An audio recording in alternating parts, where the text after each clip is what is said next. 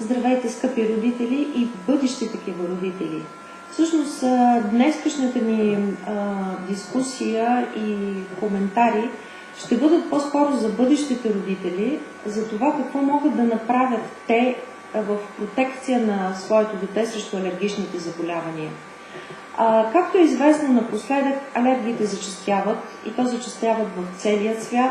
Те се превръщат наистина в една епидемия и все повече хората, които работят в тази насока, се задават въпроса какво може да се направи, как да намалиме честотата им, как да ги стопираме още рано в живота, от какво зависи нарастването на тези алергии и как бихме могли да направим тази първична профилактика, дори още когато детето не се е появило.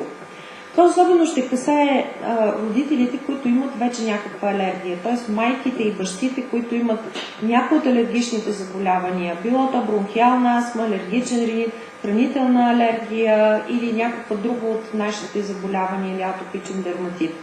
Могат ли те да намалят риска за своето дете от тези алергии? Започват ли алергиите още вътреутробно и какво можем да направим в тази насока? Факторите, които влияят върху развитието на алергиите, са много. Преди всичко това е генетичната предиспозиция. Известно е, че съществуват гени, които увеличават риска от алергии при потомството. Когато, да речем, майката или бащата са с някои от алергичните заболявания, примерно бронхиална астма, то рискът за бъдещето дете да развие, да страда от бронхиална астма е около 25%.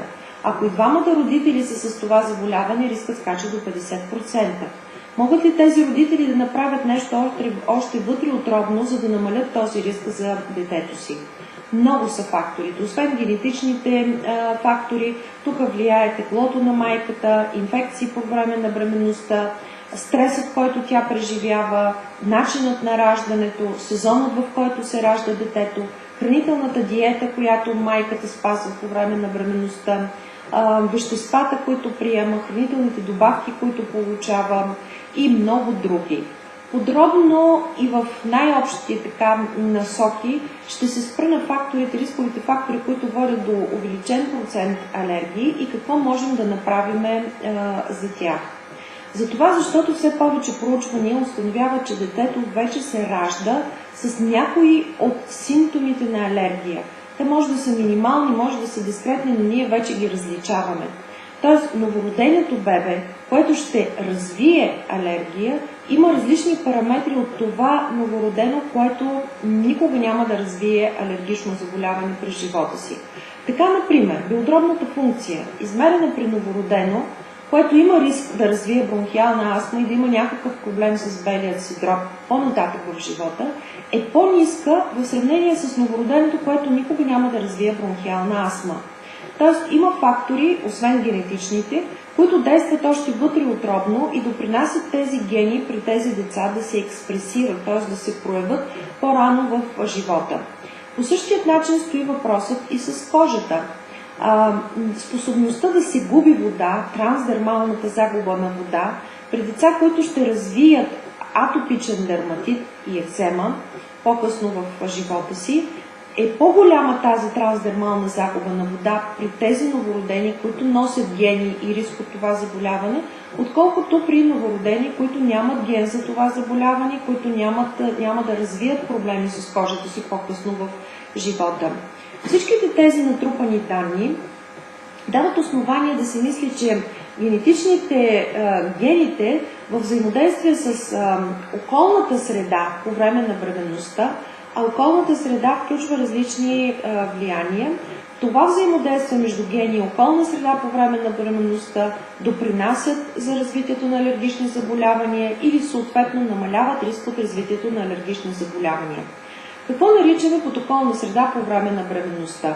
Това е преди всичко здравното състояние на майката, инфекциите, които тя прекарва, хранителните вещества, които тя поддава на плода, вредните навици, които тя ще поддържа или ще отстрани по време на бременността, въздуха, който ще диша по време на бременността, дали той е в чист град или е във връзка с силно замърсяване, това до някъде зависи от сезона, кога ще бъде терминът на раждането, в кой сезон и по какъв начин ще бъде извършено раждането. Така или иначе, това е един комплекс от сложни взаимодействия, които в крайна сметка водят до позитивен или негативен ефект върху бъдещото развитие на детето и вероятността то да има алергични заболявания. Стресът. Първите още 15 дни след зачеването, един стрес увеличава реактивността на дихателните пътища и оттам риска от алергично възпаление, съответно от астма или някакви по-чести инфекции в периода на новороденето и през цялото детство. Начинът на раждане. Дали раждането протича нормално или че протича чрез секцио, се оказа също, че има значение за развитието на алергии. Това все повече се потвърждава през последните години. Какъв е проблемът с секциото всъщност? Когато детето не преминава през естественият канал, който има особена флора, то тогава имунната система на чревната лигавица се среща с по-късно в живота си с някои определени микроорганизми, а се оказва, че поддържането на една нормална и здравословна флора с определен вид бактерии в кръвосмилателната система има отношение към много заболявания, включително и към алергиите. Така че секциото и различната флора, която имат новородените, родени чрез секцио, е рисков фактор за развитието на алергични заболявания при плода. Преждевременното раждане, т.е. ниското тегло при раждане, също увеличава риска от свирене в ранно детство и от развитието на бронхиална астма. Сезонът, в който се ражда детето, също е от изключително значение.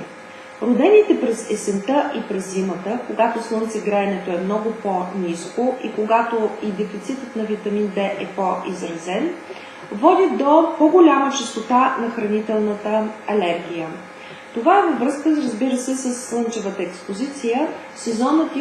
Зимният сезон и въобще сезонността имат връзка и с това, че през сезоните има различен начин на хранене, т.е. малко по-различен диетичният режим и оттам хранителните вещества, които стигат до плода.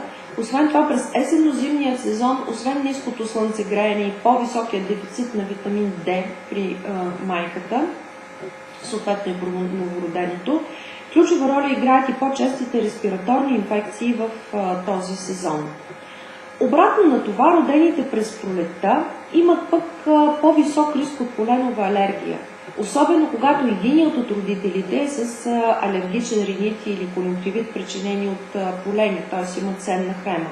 И затова ние съветваме родителите, които страдат от поленова алергия, да планират своята бременност така, че раждането да стане извън поленовият сезон. Т.е. колкото по-рано при раждането си детето се среща с полените и при генетична обусловеност, разбира се, толкова по-голяма е вероятността от развитието на поленова алергия. Много голямо значение се отдава и на храненето на бременната жена по време на бременността. Гладът, поради някакви причини, било поради страх от чисто визуални промени и последици след раждането и ниският прием на протеини по време на бременността, увеличават риска от астма в ранна детска възраст. Приемът на омега-3 масни киселини, напоследък много се пише за тях и за връзката им с астмата. Всъщност те са полиненаситени масни киселини с изключително големи ползи за здравето на човека в различни насоки. Това, което нас ни вълнува в случай, имат ли те отношение към алергиите или нямат? Да, имат и те имат един протективен ефект по отношение на най-общо на атопията, т.е. склонността към алергични заболявания и конкретно при свирене в ранната детска възраст.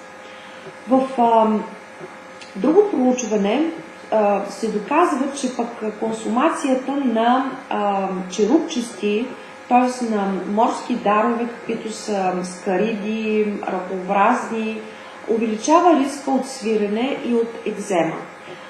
Така или иначе, омега-3 масните киселини се съдържат повече в мазните риби, каквито са сьомгата, скумрията, сардините, но черупчестите, които не ги съдържат в толкова голямо количество пък, увеличават риска от алергии, така че трябва да внимаваме точно в баланса между мазните риби, които съдържат омега-3 и ракообразните. Интересно е проучване, в което се доказва, че специфични храни като ферментиралата соя, която особено много се консумира в азиатската кухня и по-малко в нашето ежедневие, но това не пречи да използваме храни, които имат доказано протективен ефект и да ги включим по време на бременността. Та ферментиралата соя, каквато са мисото и нато, намаляват риска от екзема до 6-месечна възраст. Обяснението, че при ферментацията на соята се причинява всъщност от един бактерий, който е необходим за тази ферментация, има всъщност и протективен ефект също по отношение на алергичните заболявания. Фолатите. Много знаят всъщност бъдещите майки за фолатите, защото те се свързват с развитието, с ранното развитие, имат отношение към ранното развитие на плода, т.е. дефицита им има отношение към нормалното и правилното развитие на плода. Но ниското им ниво увеличава също и риска от астма към 3 годишна възраст.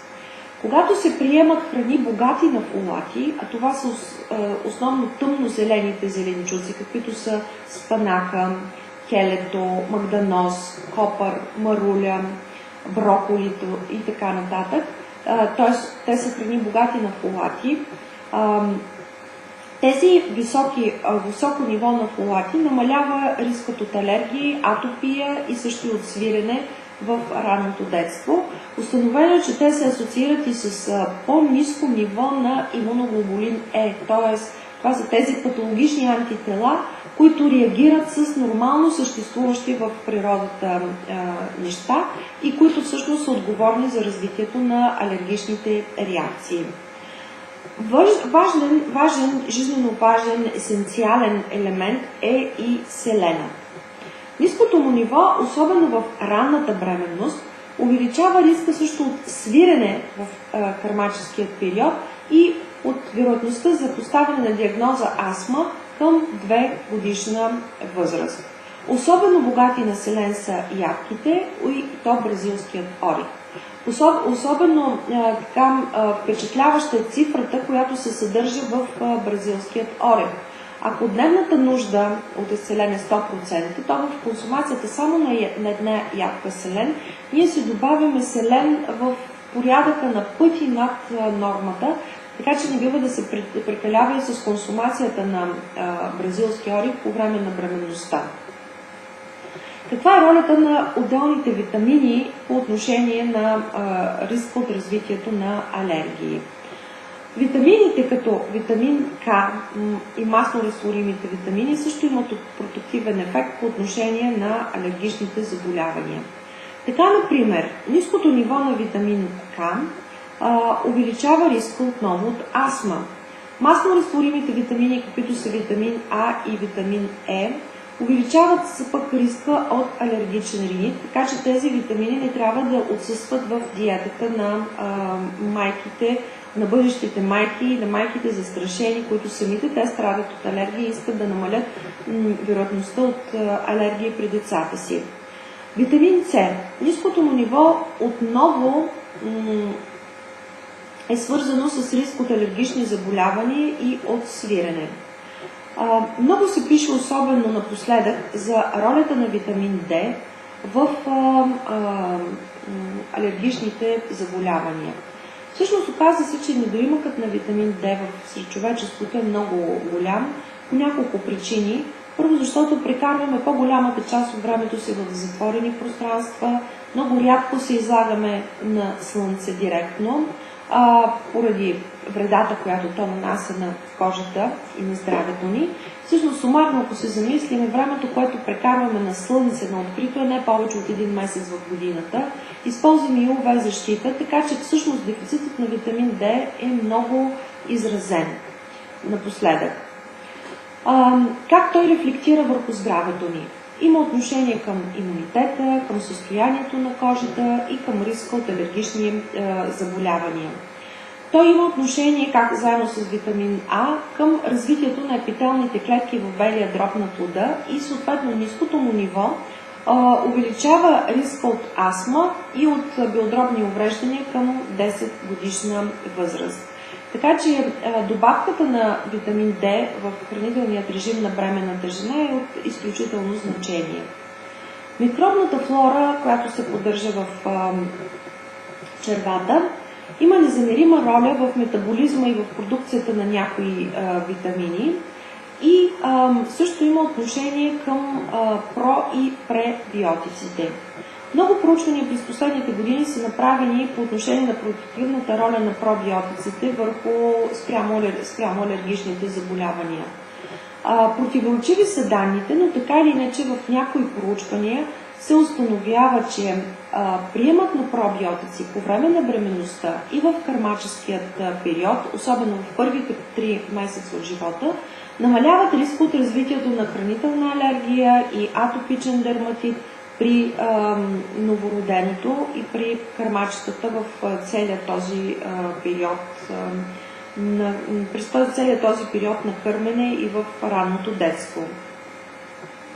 Всъщност, ако трябва да обобщиме различните типове хранене, които съществуват по време на бременността, оказва се, че средиземноморският тип диета е може би най-подходящият режим, хранителен режим за бременни и намалява риск от развитието на алергии и астма. Средиземноморската диета всъщност е диета богата на риба, на естествено отглеждане, на естествена светлина с много слънце, плодове и зеленчуци, зърнени култури и всъщност богата на омега-3 масни киселини, на антиоксидантите, които се съдържат в плодовете и в зеленчуците. Каква е ролята на медикаментите и кои са най-опасните групи медикаменти, които могат да предизвикат алергии по време и да увеличат риска от алергии при бременната жена? Разбира се, всички бременни жени се предпазват от излишният прием на медикаменти и това трябва да бъде така. И все пак понякога се налага взимането на медикаменти. Установено е, че употребата на парацетамол в късна бременност, а това е лекарство от групата на нестероидните противовъзпалителни средства, е свързан с висок риск от развитието на бронхиална астма и свирене през ранното детство. Също така той води до по-голямо количество на имуноглобулин Е в ранният период от развитието на детето. В проучване при над 500 000 жени, проведено в Швеция, се установява, че употребата на противоацидни, т.е. медикаменти, които намаляват стомашната киселинност, т.е. така наречените антиацидни по време на бременността, също увеличават риска от астма, така че и тяхното консумиране, и тяхното назначаване трябва да бъде много предпазливо и наистина само там, където има нужда. Как стои въпроса с инфекцията и с експозицията, излагането на специфични микроорганизми по време на бременността? Много ли е страшно това и дали пък има микроорганизми, които имат протективен ефект? Така наречената хипотеза, хигиенна хипотеза, която е свързана с това, че съвременното човечество и съвременните деца много по-рядко имат контакт с микроорганизми. Все повече ние стерилизираме домашната си среда и съответно обстановката, в която прекарваме по-голяма част от деня, води до увеличен риск от алергии, има своите защитници и своите доказателства. Така, например, установено е, че експозицията на фермерският прах, т.е. преживяването в ферма и контакта с специфичните алергени, специфичните микроорганизми, специфичните вещества, които се носят в въздуха при тези фермерски обстановки, имат протективен ефект по отношение на развитието на алергиите и намаляват всъщност риска от развитието на алергични заболявания при потомството. Това се дължи на различните микроорганизми, различните паразити, различните специфични съставки на фермерският прах, които в крайна сметка и най-общо казано имат протективен ефект. Разбира се, това не означава, че всяка бременна жена трябва да прекара бременността си и всяко новородено трябва да прекара живота си поне първите години в ферма. Но там, където съществува риск и особено висок риск, т.е. риски от двете страни за алергични заболявания, добре да се има предвид и тази възможност и промяна въобще в професионалното развитие и в начина на живот. Заболявания на майката, които могат да доведат до повече алергии, установено се, че са всъщност бъбречните заболявания и въобще заболявания на отделителната система по време на бременността, нещо, което се случва нерядко при бремени. Те от своя страна увеличават риска от поставянето на диагноза бронхиална астма към 6 годишна възраст. Това се свързва не толкова с самата инфекция на отделителната система, колкото с използването, необходимото използване на антибиотици по време на тези инфекции. Не е все едно в кой град е бременността, каква е средата, какви вредности има в въздуха, какво е замърсяването на въздуха. Конкретно високото ниво на азотния двуокис, високото ниво на частици, които са с размер повече от 2,5 микрона, увеличават риска от бронхиална астма. Също така е установено, че високото ниво на бисфенол А, знаете, че това е един вреден химикал, също увеличава риск от астма и инфекции на белия дроб през ранното детство. Така че, скъпи бъдещи майки, това предаване е адресирано повече към вас. Когато вие или таткото имате някакъв вече здравословен, наличен, алергичен проблем, добре е да вземете предвид всички тези неща, които могат да увеличат риска от развитието на това заболяване при вашите деца. Да направите всичко така, че да сведете този риск до минимум. Защото да, гените са гени, но чрез подходящи взаимодействия на тези гени с околната среда, ние можем все пак да предотвратим някои от алергичните заболявания, т.е. да направим една успешна и ефективна първична профилактика за плода и за детето. Някои от въпросите, които са зададени, са свързани именно с това как да намалим риска за бъдещото потомство. Майя Василева от Плевен задава следният въпрос. Аз страдам от бронхиална астма, която се обостря през коленовият сезон. Какво бих могла да направя за второто си дете, така че да намалим риска от развитие на поленова алергия при него? Чудесен въпрос, благодаря за което, Майя. Това, което можете да направите, е наистина да планирате сезона на раждането. Дори да има минимален шанс да намалим риска на бъдещето ви дете от поленова алергия, се струва да се опита, така че наистина раждането извън сезона на полените в ранна есен, след септември-октомври, би могъл да намали риска от развитието на поленова алергия. Това, което ви съветваме, е да планирате бременността си с оглед избягване на ранна среща с поленовият сезон. Василена ви задава следният въпрос. Като дете съм имала хранителна алергия към яйца, все още реагирам на ядки. Какво бих могла да направя за детето си, за да намаля този риск? Благодаря за чудесният въпрос, Василена. Много от факторите, за които говорихме току-що, намаляват риск от хранителна алергия. Тоест, една рационална диета, както казахме, най-подходяща е средиземноморската диета за бременните жени, с допълнително прием на витамин D, допълнително прием на витамин С, както и на масно разтворимите витамини, намаляват риска от хранителна алергия при вашето дете.